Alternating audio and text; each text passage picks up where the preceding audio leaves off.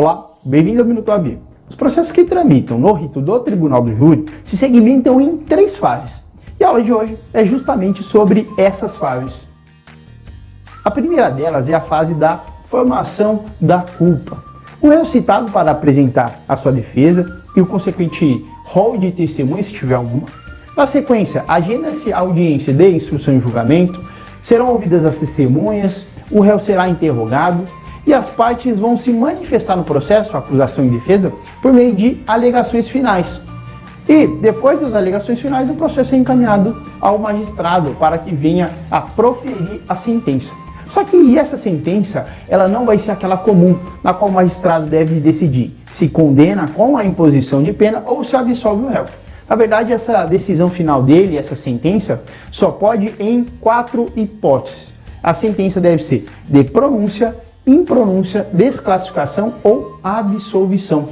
Essa fase de formação da culpa nada mais é do que a análise do processo. Se de fato foi cometido um crime doloso contra a vida, que atrairia a competência do Tribunal do Júri para julgar esse caso, bem como para analisar se há indícios suficientes de autoria e materialidade da prática desse delito. A segunda fase, que é a fase de preparação do processo, ela tem início quando, nessa primeira fase, o juiz profere uma sentença de pronúncia. E o que é essa decisão de pronúncia?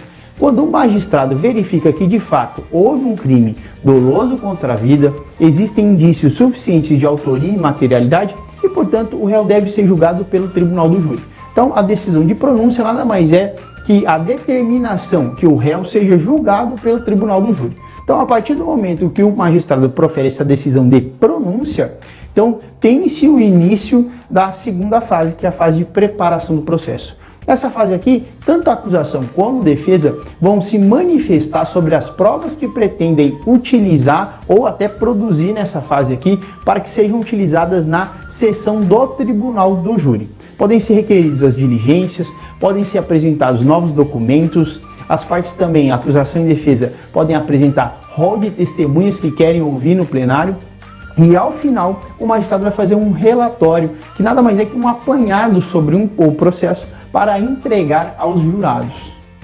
A última fase tem início com a abertura da sessão plenária, que é o plenário do Tribunal do Júri, na qual os jurados decidirão se condenam ou se absolvem o réu. Vai ocorrer os debates orais entre acusação e defesa e, ao final, a decisão do pleno do Tribunal do Júri. Espero ter gostado da aula de hoje e continue nos acompanhando.